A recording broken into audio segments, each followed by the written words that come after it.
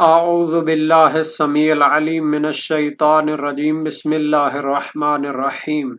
الحمد للہ والصلاة علی اہلہا۔ عزیز طلبہ السلام علیکم ورحمۃ اللہ وبرکاتہ۔ شرح المدوم کتاب حج درس نمبر 423 میں طواف زیارت سے پہلے جمع کرنے اور کفارہ سے عاجز ہونے کا حکم بیان کیا جائے گا۔ محرمات احرام کے کفارے بیان ہو رہے ہیں اور طواف زیارت سے پہلے جمع کرنے اور کفارہ سے عجز کا حکم ذکر ہوگا۔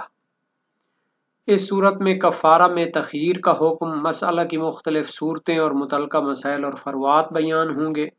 روایات اور احادیث کا تذکرہ ہوگا اور عبارت کی تشریح اور تطبیق بھی پیش کی جائے گی۔ احرام کی حالت میں اگر کوئی شخص بیوی سے جمع کرتا ہے تو اس کے کفارے کی مختلف صورتیں بیان ہو چکی ہیں۔ اب ایک صورت بیان کرتے ہیں کہ اگر طواف زیارت مکمل کرنے سے پہلے جمع کرے، کہ جو کہ طواف نساء سے بھی پہلے ہوتا ہے، تو اس صورت میں یقیناً کفارہ اس پر واجب ہوتا ہے، جو بیان ہو چکا ہے پہلے، چونکہ طواف نساء کے چوتھے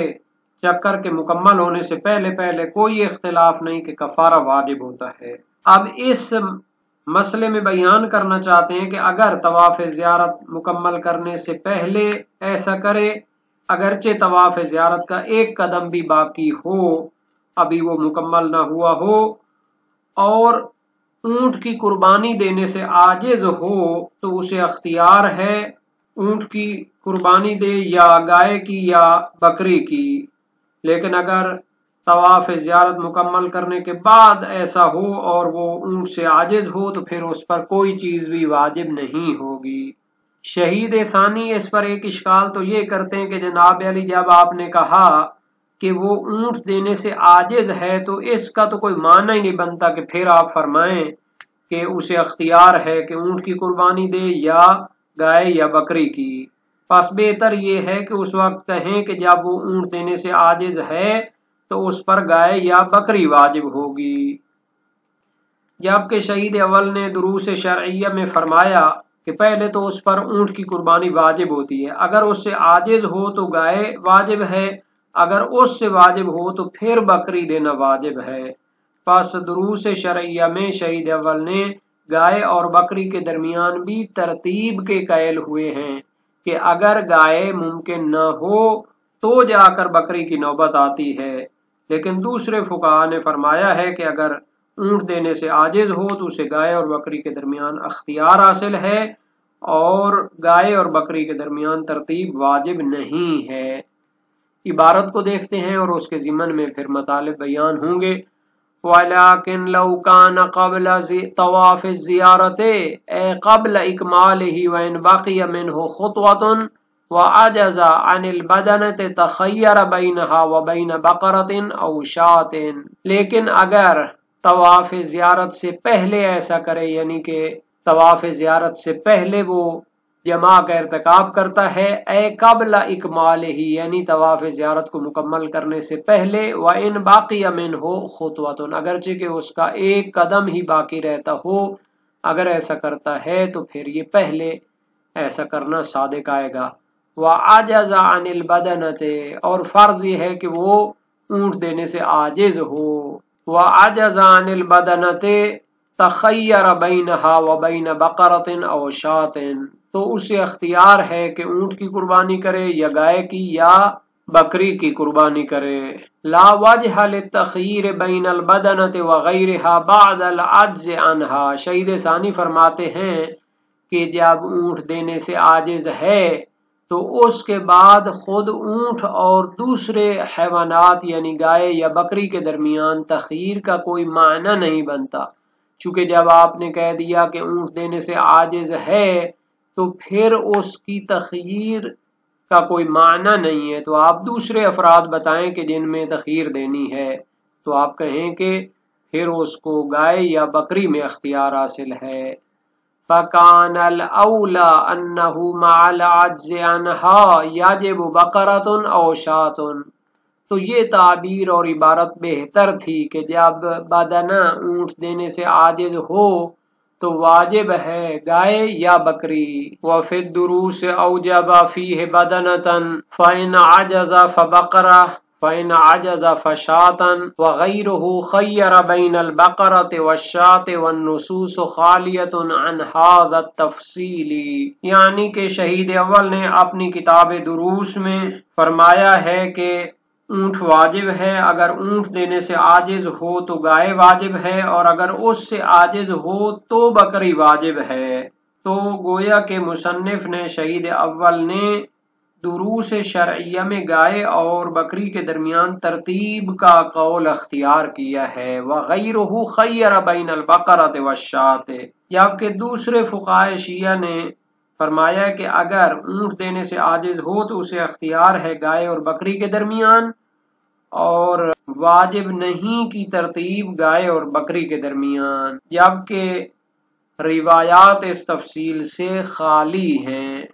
والنصوص خالیۃ عن ھذا التفصیل، یعنی روایات میں یہ تفصیل موجود نہیں ہے کہ اونٹ کے عاجز ہونے کے بعد حکم کیا ہے، ان میں کچھ ذکر نہیں ہے. جو چیز روایات میں موجود ہے کہ بعض میں بطور مطلق حکم ذکر کیا ہے کہ اونٹ دینا واجب ہے، جبکہ گائے یا بکری کا ذکر نہیں آیا اصلاً، اور بعض دوسری روایات میں بکری کو واجب کیا ہے بغیر اس کے کہ اونٹ یا گائے کا ذکر ہو. لکنہ مشہور فی الجملۃ علی اختلاف ترتیبہ، لیکن فی الجملہ یہ جو چیز ہے فقہائے شیعہ میں مشہور ہے، اور اس کی ترتیب میں تھوڑا سا ان میں اختلاف پایا جاتا ہے، کیونکہ شہید اول گائے اور بکری میں ترتیب کے قائل ہیں، لیکن دوسرے فقہا ترتیب کے قائل نہیں ہیں، تخییر کے قائل ہیں. وَإِنَّمَا أَطْلَقَ فِي بَعْضِهَا الْجُزُورَ وَفِي بَعْضِهَا الشَّاةَ، یعنی روایات میں تو بطور مطلق جزور سے مراد ہوئی اونٹ کو واجب قرار دیا گیا ہے، اور بعض روایات میں بطور مطلق بکری کو واجب قرار دیا گیا ہے. اور جزور اور بدنہ میں فرق کیا ہے، جبکہ دونوں کا معنی اونٹ کیا جا رہا ہے. تو بدنہ جو ہوتا ہے فقط مادہ اونٹنی کے لیے استعمال ہوتا ہے، جزور مادہ اور نر دونوں کے لیے بولا جاتا ہے. تو یہ جو مسئلہ شہید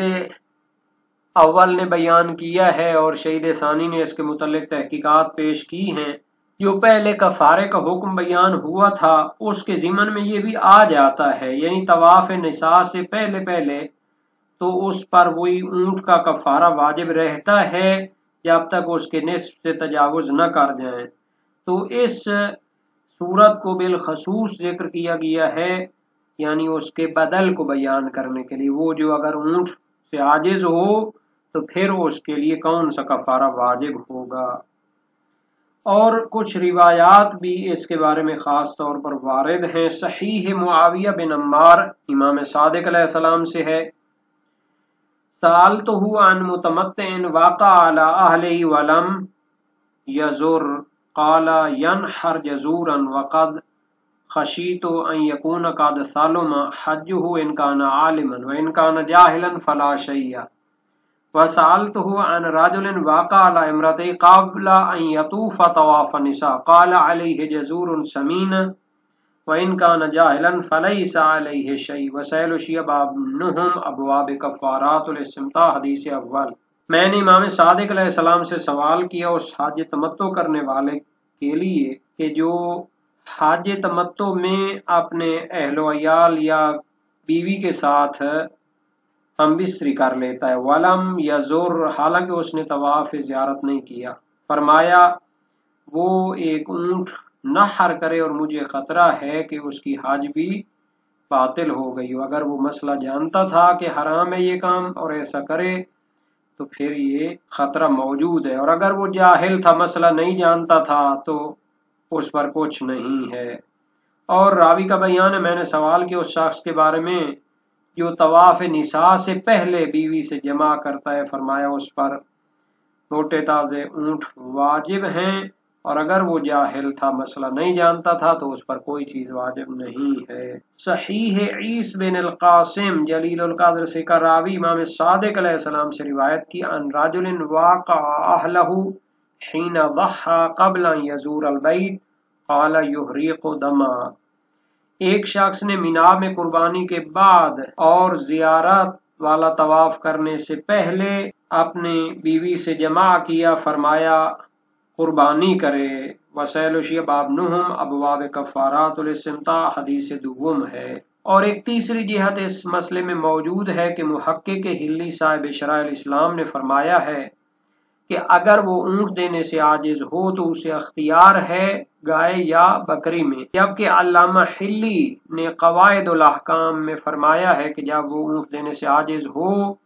تو گائے کی قربانی کرے، اگر اس سے عاجز ہو تو پھر بکری کی نوبت آئے گی، اس کی قربانی کرے۔ اور شہید ثانی نے مسالک الافہام فی شرح شرائع الاسلام میں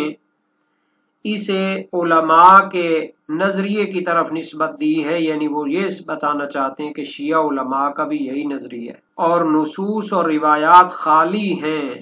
اس بدل کے حکم کو بیان کرنے سے کہ ان میں تخییر ہے یا ترتیب ہے، جیسا کہ شہید ثانی نے مسالک الافہام فی شرح شرائع الاسلام میں اور دوسرے فقہاء اور محققین نے اعتراف کیا ہے۔ ہاں احتمال ہے کہ ترتیب واجب ہو، اور تاکہ اس کے ساتھ دونوں روایتوں کے درمیان جمع کیا جا سکے، صحیح عیس بن القاسم اور صحیح معاویہ بن عمار کے درمیان، اور یہ جمع بعید ہے چونکہ صحیح معاویہ سے بطور صراحت واضح طور پر سمجھا جاتا ہے کہ اس میں تو جزور واجب ہے، اور جزور کا معنی اونٹنی ہوتا ہے، تو اس سے مراد بقرہ اور گائے تو نہیں لے سکتے، اگرچہ کہ صحیح عیس میں چونکہ کسی جانور کا نام نہیں ہے، فقط قربانی کا نام لیا گیا، قربانی کرنا واجب ہے، تو اس سے مراد لے سکتے ہیں کہ بکری ہو۔ اور یہ جو دروس شرعیہ کا قول ناقل کیا ہے تو اس میں وہی تھا کہ اگر اونٹ دینے سے عاجز ہے تو نوبت آئے گی گائے کی، اور اگر اس سے عاجز ہے تو پھر نوبت آئے گی بکری کی قربانی کی۔ اور شہید ثانی نے جو فرمایا دروس کو ناقل کرنے کے بعد کہ دوسرے فقہائے شیعہ نے تخییر دی ہے گائے اور بکری کے درمیان، اور اس میں ترتیب کے قائل نہیں ہوئے، جبکہ خود ہی مسالک الافہام فی شرح شرائع الاسلام میں اس کے خلاف بیان دیتے ہیں۔ فرمایا لیکن الموجود فی کلامہم ان الشاة مرتبۃ علی العجز عن البقرہ کما ان البقرہ مرتبۃ علی البدن، والمصنف ہنا خیر بین الشاة والبقرہ وما ذکروہ اولا، یعنی کہ فقہا کے کلام میں موجود ہے کہ بکری کی نوبت تب آئے گی جب گائے سے عاجز ہو، جیسا کہ گائے کی نوبت تب آئے گی جب اونٹ سے عاجز ہو۔ تو جبکہ مصنف یعنی کہ محقق ہلی نے بکری اور گائے کے درمیان اختیار دیا ہے، تخییر کے قائل ہوئے ہیں، لیکن خود مسالک میں فرمایا وما ذکروہ اولا، جو شیعہ فقہا نے ترتیب ذکر کی ہے تو وہ بہتر ہے۔ تو پہلے ہم نے بیان کیا تھا کہ شرح الامہ کو حل کرنے کے لیے یہاں دیگر فقہا کی کتابوں کو دیکھنے کی ضرورت ہے، اور اس کے لیے بہترین آپشن مختلف الشیعہ علامہ حلی کی کتاب ہے۔ وہاں پر خود شہید ثانی کی دوسری جو کتابیں ہیں فقہ میں تحقیقات کی، جیسا کہ مسالک الافہام فی شرح شرائع الاسلام، اس کو بھی دیکھنا چاہیے، کیونکہ ہو سکتا ہے کہ وہاں ان کے پاس منابع بہتر رہے ہوں، یہاں ایک جو ذہن میں ان کے ہے اسی کا خلاصہ نکال دیں، کبھی وہ الٹ بھی ہو سکتا ہے جیسا کہ یہاں پر ہے۔ اور یہ جو دو روایات ہم نے ذکر کی تھیں، صحیح معاویہ بن عمار اور صحیح عیس بن القاسم، تو یہ جناب علی ترجمہ اردو وسائل الشیعہ جلد 9 صفحہ 215 میں باب 9 میں ہیں۔ اگر کوئی احرام والا شخص وقوف مشعر کے بعد مگر طواف زیارت سے پہلے مجامعت کرے تو اس سے حج باطل نہیں ہوتا، البتہ ایک اونٹ واجب ہے، اور اگر اس سے عاجز ہو تو پھر گائے یا بکری واجب ہے۔ تو صحیح معاویہ بن عمار ذکر کی ہے، اور یہ فروع کافی اور تہذیب الاحکام سے ہے، اور کلینی کی سند سے صحیح عیس بن قاسم ذکر کی ہے جو کہ جلیل القدر سے کا راوی ہیں، اور یہ بھی فروع اور تہذیب سے ناقل ہے، اور اس کے بعد ابو خالد قمات کی بھی روایت ہے